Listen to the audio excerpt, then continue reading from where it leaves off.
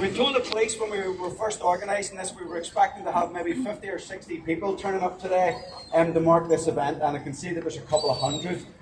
So the appetite is there for the meeting as well.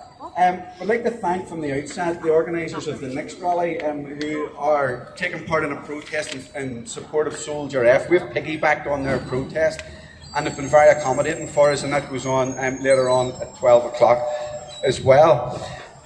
We also may or we may not have people counter-protesting who turn up at the City Hall. Remember Charlie Kirk, remember your manners, be gracious and kind. And this is a free speech event, and everybody's entitled to their free speech. And as long as they give us our space and give us our liberty to say what we have to say, then we'll respect them and their right as well. People could also ask the question, why Charlie Kirk? Why would an American so many thousand miles away resonate with us? Well, unfortunately, we live in a day of global politics. We live in a day when if America sneezes, it would appear that the people in the UK get the cold, and they're relative issues, and they're relative to us, and his cause was our cause. There's still a place in government and a place in society for those that have a religious background and a religious faith and a strong conviction of God, and there's still a place for us in society. The other issues of immigration, if you highlight the stress on the country through issues such as immigration, you're not far right.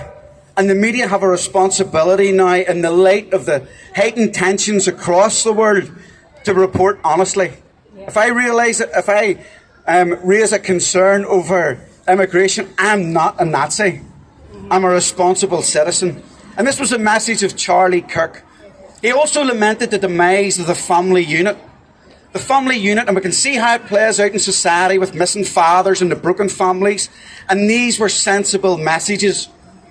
And the irony in all of this has been the approach from the left to this. The irony is that a man of God who was in favour of guns was killed by somebody from the left who was opposed to guns. It isn't the right who took up the arms on this occasion. But nonetheless, it's a rally for free speech, and we'll touch on different issues as we go. The first speaker I'm really, really pleased to announce is Jenny Holland from the Free Speech Union, an advocate for free speech right across Northern Ireland and the United Kingdom. She has a big social media output, and would ask you to give her a warm welcome here this morning. Jenny.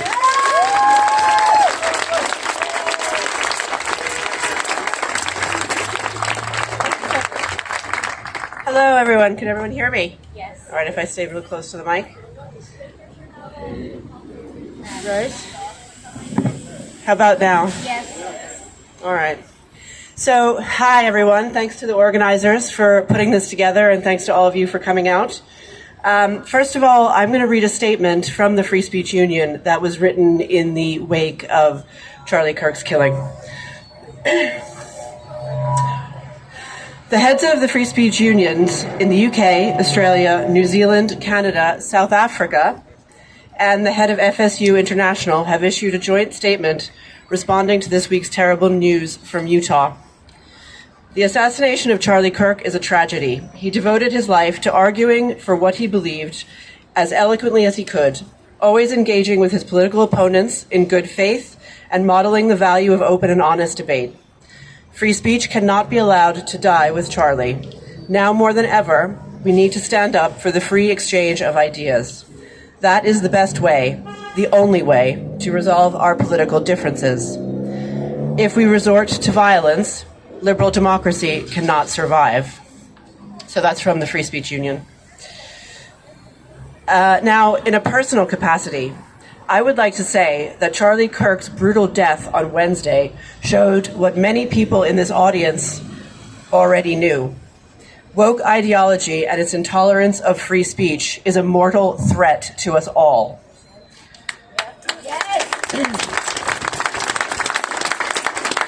The woke left's decade-long campaign to cancel, demonize, unperson its political opponents has culminated in the political assassination of one of the most effective political organizers and communicators of our age.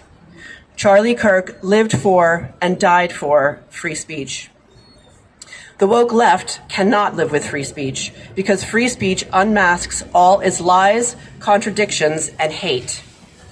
Just look at the horrifying number of social media posts celebrating Kirk's death, the death of a beloved husband and father. That is woke telling on itself.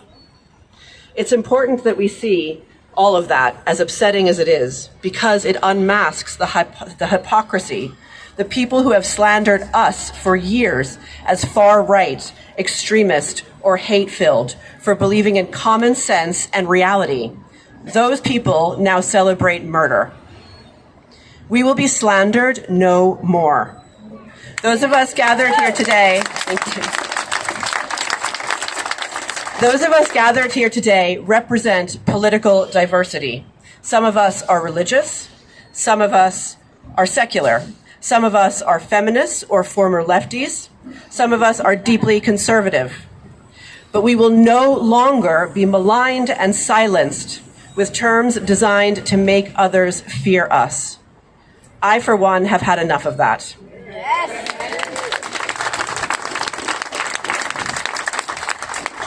Here in Northern Ireland, we know more than most the nightmare that is political violence. It is always categorically wrong, no matter the ideology of its victims. But there was something about Charlie Kirk's assassination that struck a deep chord, and that's because it was the demolition of a youthful figure full of hope and promise. He gave that hope and promise to millions of young people across the world in a truly dark time, which makes his violent death even more evil. The presence of evil in the political realm has become more and more apparent to more and more people, even secular people like myself. What else can you call what happened to Charlie and the disgusting reaction to it by so many otherwise normal people? How do we grapple with this? With true words. We hurl true words into the world. We refuse to be cowed by their derangement of our language. We keep on speaking, speaking, and speaking. Yes.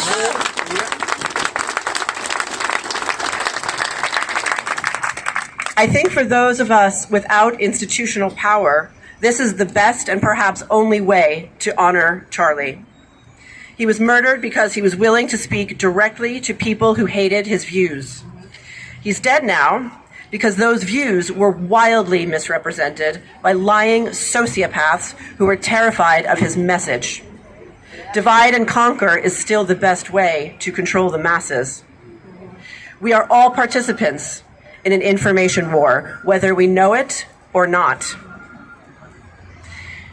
In a speech yesterday, his wife Erica said that one of Charlie's favorite phrases was "never surrender," which made me think that maybe he had a bit of Ulster blood in him.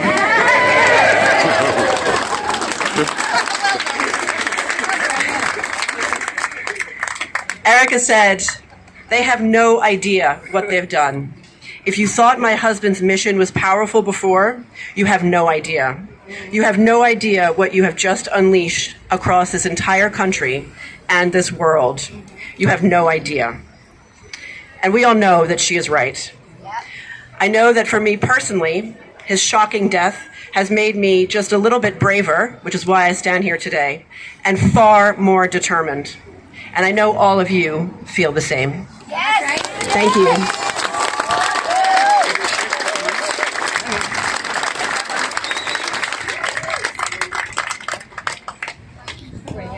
Thank you very much for that contribution.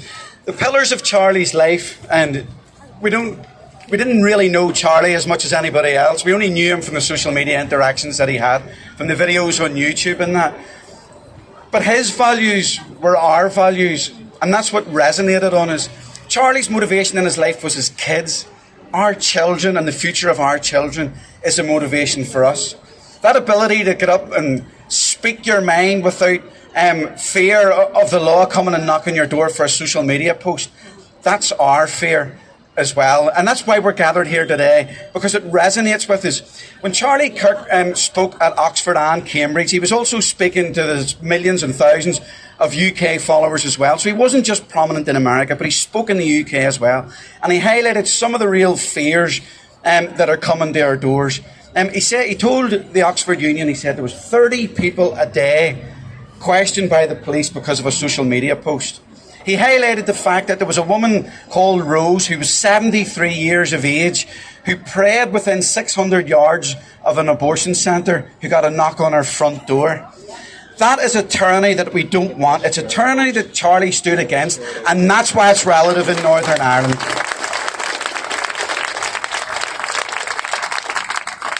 We've also seen where an infringement on this can take us when people attack free speech. We're well aware of it in Northern Ireland. You can think of Robert Bradford in South Belfast, the MP, who was murdered, and he was a voice of the people. You can think of Paddy Wilson of the SDLP, who was murdered, and he was a voice at the time of his people. And we don't just remember Charlie Kirk. It would be remiss also of us and of taking sides if we didn't mention Melissa Hortman as well, a Democrat who was murdered in her home in June as well. When people stop talking, and Charlie's big motivation was the Bible, and when I think of the Bible, I think of a verse that says, "Come, let us reason together, saith the Lord." And when people are talking, they're not fighting, and Charlie was one who engaged, and he made that point.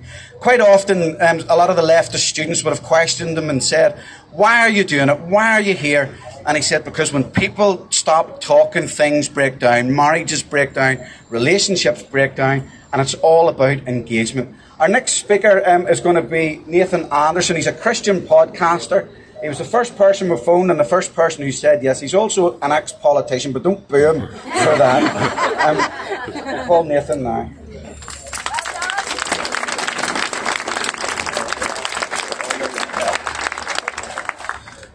Ladies and gentlemen, a great man was lost today. A good man, a real man, a proud American. And to America we say, we send our deepest condolences from this country. From this city of Belfast, we say, we mourn with you. Yes.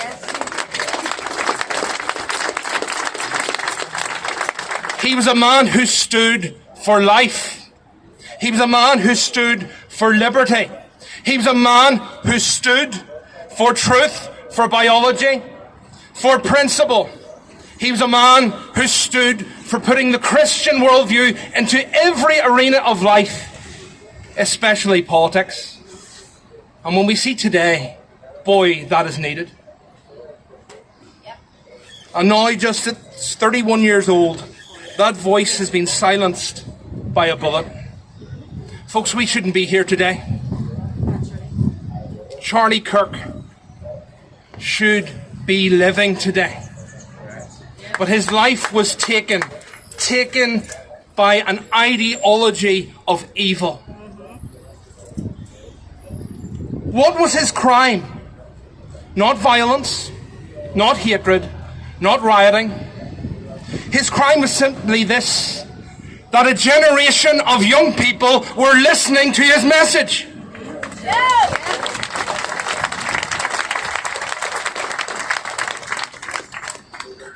He talked, he reasoned, he debated, he engaged. He crossed the aisle to talk to the people that he fundamentally disagreed with. That is the Christian message.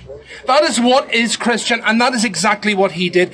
He wasn't this far-right extremist. No. He wanted to engage with a generation and wanted people to hear the truth of that message of the gospel and how it is, the Christian worldview is applied. Yet his killers and the ideology behind them couldn't tolerate that. They couldn't defeat him in debate. And that is why they silenced him in death. Some even cheered this week. Some mocked. They slandered. They laughed. And this is despicable. It is demonic. And we've seen this before. In the early church, there was a man called Tertullian, like our good friend Charlie Kirk. What was he? He was a Christian apologist. And he said the blood of the martyrs is the seed of the church. Charlie Kirk was a martyr. He wasn't killed for a crime, but for truth. And he wasn't killed for hate.